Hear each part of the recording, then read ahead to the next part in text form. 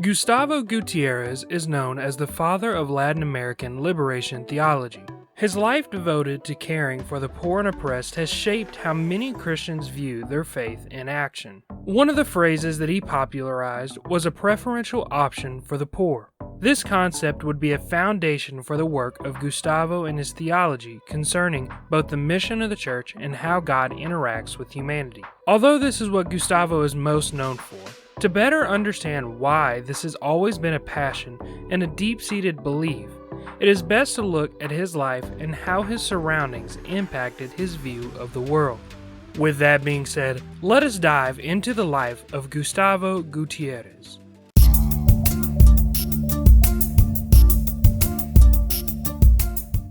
Si habla español, habrá subtítulos en español para el video.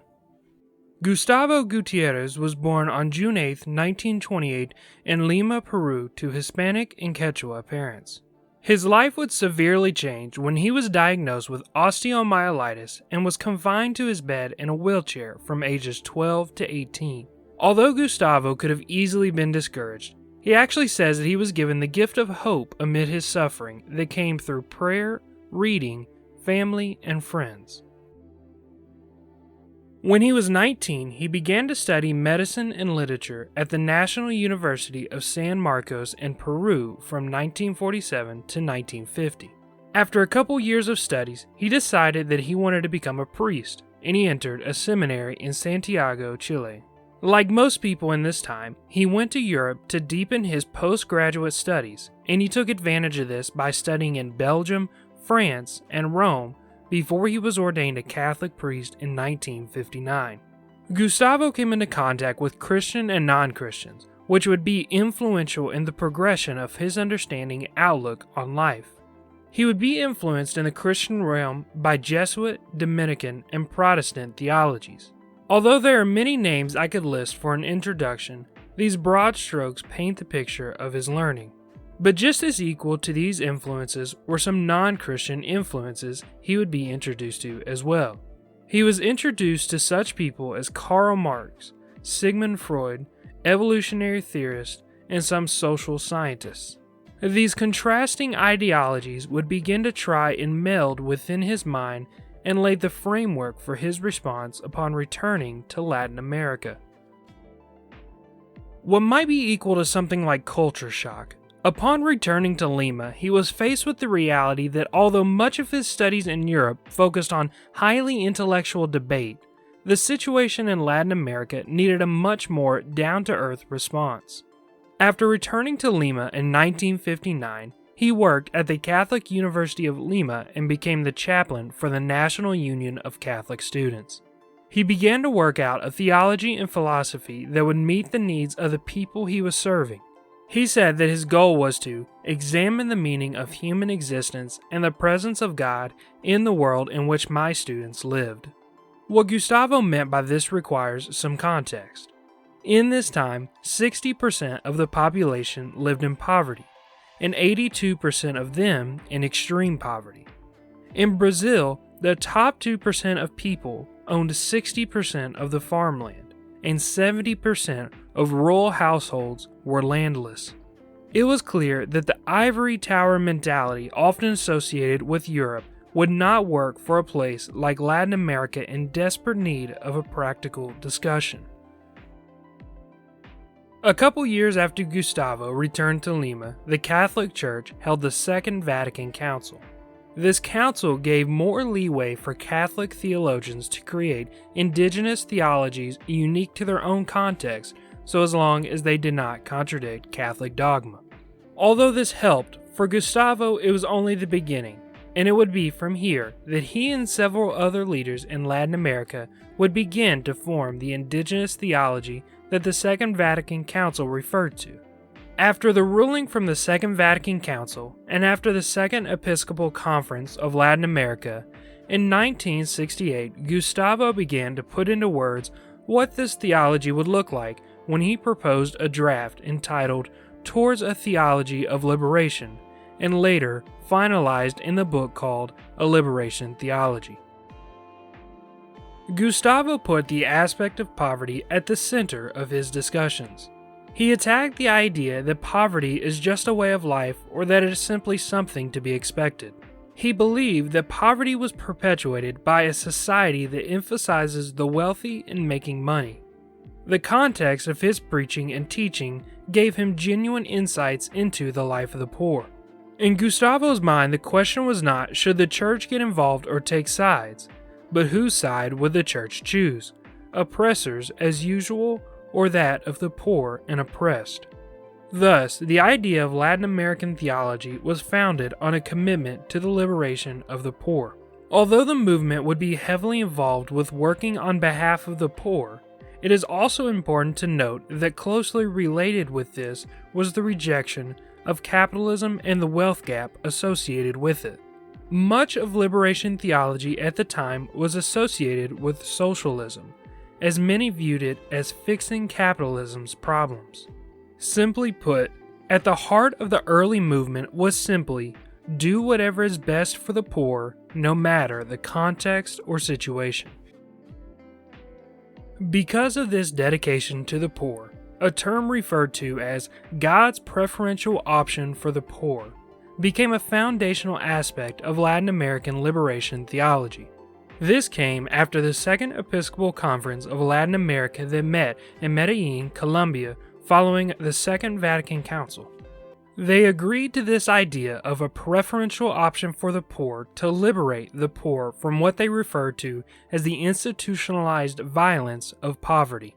With this mentality, the mission of the church focused on meeting the needs of the poor. Gustavo said, "The poor deserve preference not because they are morally or religiously better than others, but because God is God, in whose eyes the last are first." Looking at the Bible, it seems that God intervened on behalf of the poor and oppressed time and time again. The ultimate sign of this being Jesus' mission to meet the needs of those that society had rejected.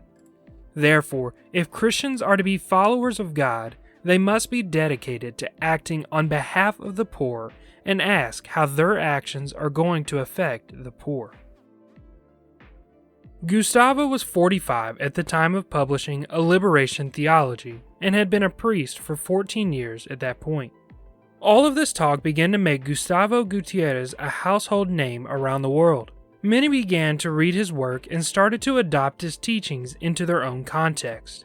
But when it came down to it, Gustavo was still simply a parish priest in Rimac, a slum area of Lima near to where he grew up. To him, in his context, poverty was not merely a buzzword, and if Christianity was not based around bringing dignity and empowerment to those people, how could you call it a liberating faith?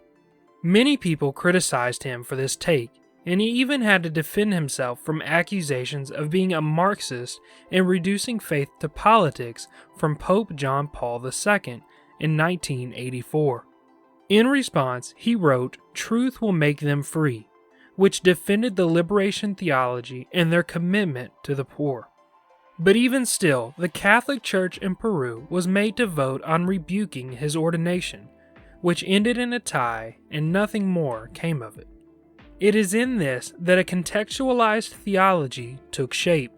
Whereas many outside Latin America did not understand, many groups and leaders fully embraced Gustavo's work.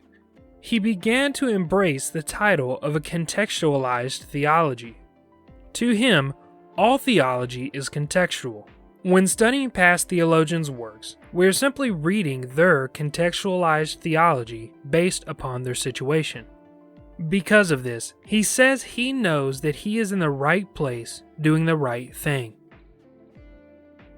As the years went on, the world began to catch up with Gustavo, and by the 1990s, he was beginning to be accepted by a wide range of the Christian community. This acceptance allowed him to write more about his context, and he was able to share his message across the world. In 1993, he was made a member of the French Legion of Honor. In 1995, he was named to the Peruvian Academy of Language.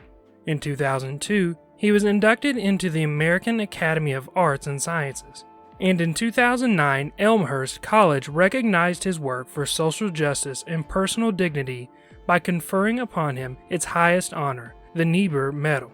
Along with these awards, he has been a visiting professor at many major universities in North America and in Europe.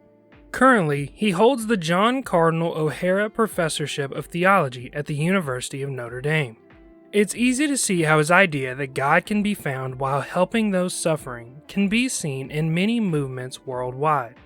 As of the time of writing this, in early 2021, Gustavo is 92 years old and is still involved with teaching and spreading the importance of liberation theology. Throughout Gustavo's adult life, he has dedicated himself to shining light on the importance of helping the poor and oppressed. In 2018, at Gustavo's 90th birthday, Pope Francis said that he thanked God for what Gustavo contributed to the Church and to humanity through his theological service and from his preferential love for the poor and discarded in society. The Catholic Church, which once sought to possibly rebuke his ordination, was now thanking him for his work for the poor and oppressed. But Gustavo has expressed how although the poor is something all circumstances should keep in mind, different situations might lead to different focuses and concerns. He points to movements like Black Liberation Theology and Womanist Liberation Theology as a continuation and fulfillment of what he did in Latin America. Because of this, his impact on today's theology can be seen far and wide. As Christians attempt to meet the needs of the poor and oppressed, Gustavo's work has given the framework on how to stay true to Scripture and fully meet the needs of those oppressed by the society in which we live today. Overall, as time goes on, it is likely Gustavo's name and his work will continue to be seen as influential and help shape theology going forward. With that being said, what do you think about the life and work of Gustavo Gutierrez? Let me know in the comment section below. And while you're down there, feel free to hit that like and subscribe button to stay tuned with more upcoming videos. But I'll see you again next time with another informative and accessible introduction.